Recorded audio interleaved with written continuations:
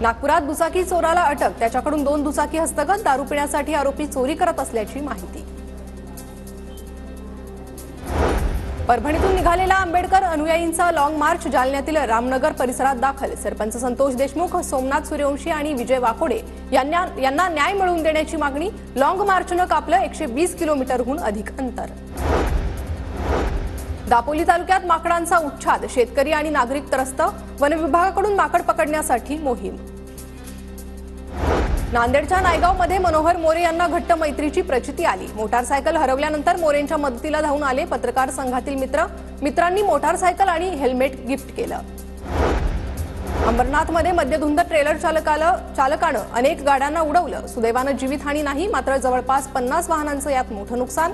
दरम्यान पोलीस आणि रिक्षा चालकांनी पाठलाग करून चालकाला पकडलं। चंद्रपूरचा चिचवल्ली तलाव दुरुस्तीसाठी निधीची प्रतीक्षा। जुलै 2024च्या अतिवृष्टीत तलाव फुटल्यानं गावात पूर। उन्हाळ्यात तलाव दुरुस्त न झाल्यास गाव वाहून जाण्याची ग्रामस्थांना भीती।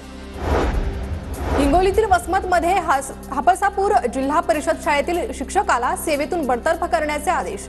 बनावट जात प्रमाणपत्र दिल्यानं कारवाई केल्याची माहिती।